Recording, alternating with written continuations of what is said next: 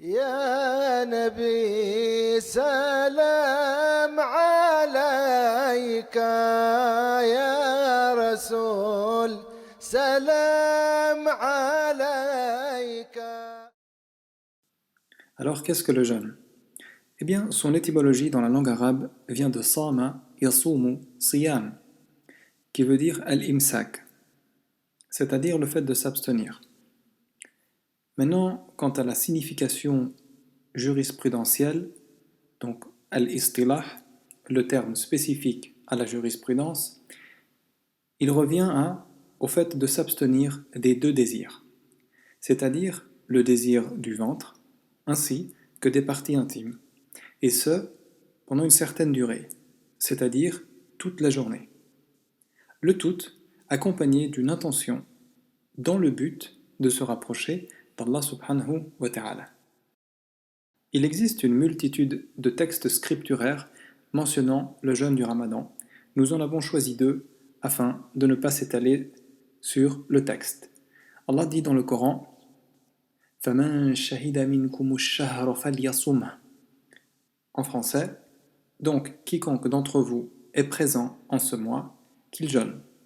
Le terme est présent est bien entendu un essai de traduction, ne représente pas la totalité ni la perfection de ce qui est voulu par le verbe shahida.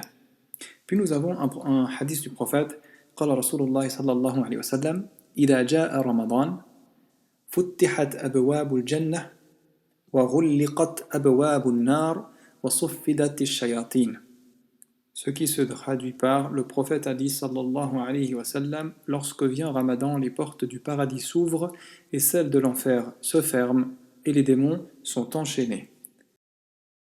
Le jeûne est une période absolument magnifique qui contient beaucoup de sagesse et également beaucoup de secrets. Parmi ces sagesses, il y a bien entendu le fait d'obéir à Allah subhanahu wa ta'ala et à son messager, puisque le jeûne du mois de Ramadan, pour les personnes qui le peuvent, eh bien, est une obligation. Il y a comme une autre sagesse le fait de lutter contre ses passions internes, comme les désirs sexuels et le fait de manger et de boire. Comme troisième sagesse, il y a le fait de briser l'ego. Effectivement, le mois de Ramadan est un moment de réflexion, est un moment où on se prive de la nourriture et des passions corporelles afin de se nourrir spirituellement. Il est donc profitable à tout un chacun d'utiliser ce moment de faiblesse du nafs, cet ego, qui est bien entendu affaibli car il n'est pas satisfait de pouvoir se rassasier de nourriture, il dort moins, nous ne pouvons pas avoir des actes sexuels pendant la journée. Donc à ce moment-là, le nafs, il est faible. Et donc c'est le meilleur moment de l'année, lorsqu'on jeûne, de pouvoir essayer de lutter contre celui-ci afin de continuer à l'affaiblir et, Inch'Allah, de se rapprocher d'Allah subhanahu wa ta'ala par l'obéissance. Le fait également, parmi les sagesses, c'est de se vêtir de la tribu des anges, puisque beaucoup de ulama rapportent que les anges sont en train de jeûner, et ce de manière constante. Et une autre sagesse est bien entendu le fait de ressentir la faim.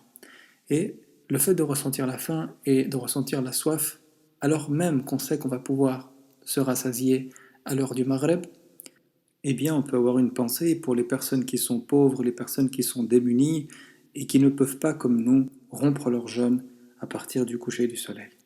Et le Ramadan est une période de réflexion, donc j'encourage toute personne, et en commençant par moi-même, à faire de ce Ramadan une période de réflexion et bien entendu une période d'amélioration et de voyage spirituel vers Allah subhanahu wa ta'ala.